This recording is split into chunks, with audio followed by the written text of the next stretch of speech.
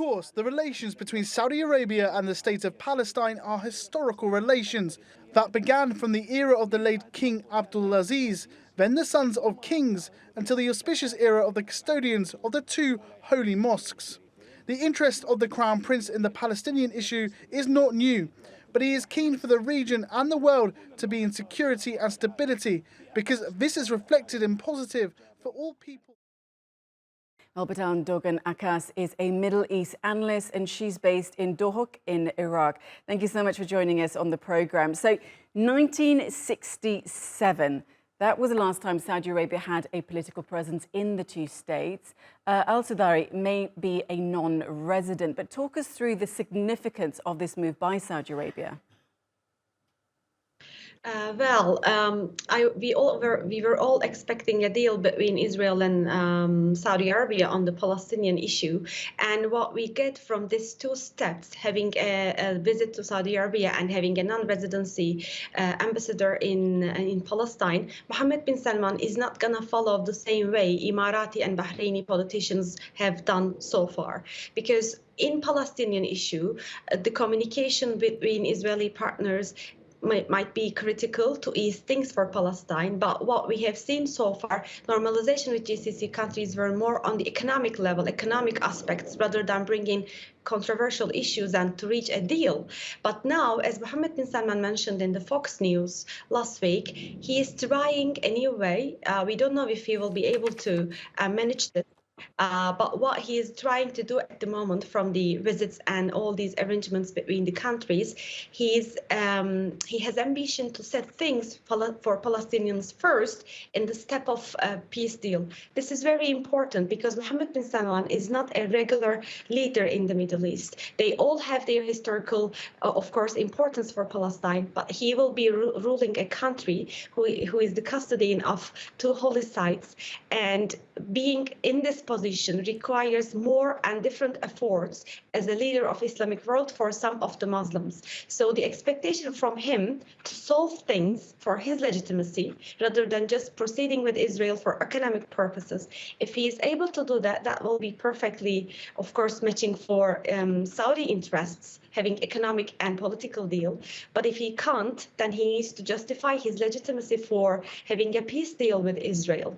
As someone who is custodian of the two holy lands, he needs a strong legitimacy for this deal, not like UAE or Bahrain, who has done it from an economic aspect. So do you think that he can legitimately give, his appointment will bring Palestine, their concerns, that he will voice the concerns that Palestinians have, their causes and their issues? This is what he proposed. He said on the Fox News that he will be trying to manage things from a perspective where Palestinians' life will be eased. We don't know if he can manage it, but this is the purpose. The problem here, he needs more support from regional actors. Iran said they are completely disagree with any deal. So Turkey said publicly, our President Recep Tayyip Erdogan, he said he's supporting the deal or any normalization between parties. So having Turkey backed is important for him, because Erdogan and previous Turkish leaders as well, but more him, trying to have a balance between Islamic world and their communication with Israel. Turkish-Israeli relations were not always at a perfect level, but at least there was communication. And this was helpful for Palestinians. Not always they were part of a solution, the Turkish partners, but at least they tried. So having Turkey backed up and supported by Turkish president, and maybe having Turkey involved to a potential future deal in Palestine, that might be helping him. This is why actually we argue that his normalization with Turkey was quite related with his normalization with Israel.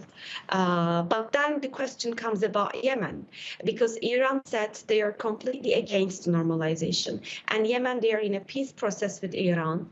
If Iran doesn't agree with the fact that Saudi Arabia is normalizing with Israel and just withdraw from the peace deal in Yemen, is a deal in Palestine delaying a deal in Yemen. So controversies are all around. It's an elusive decision-making and policy-making at the moment.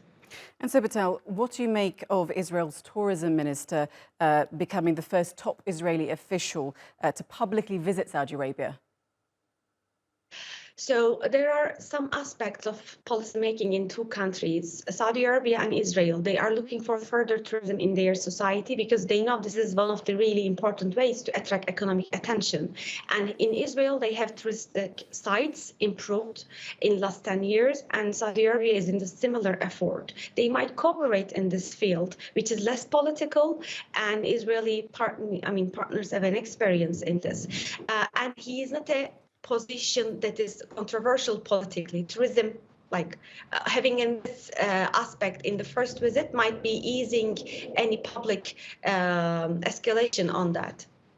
Okay, Betul Dogan Akkas, Middle East analyst. I will have to leave it there, but thank you for your insights on the programme today. Thank you so much.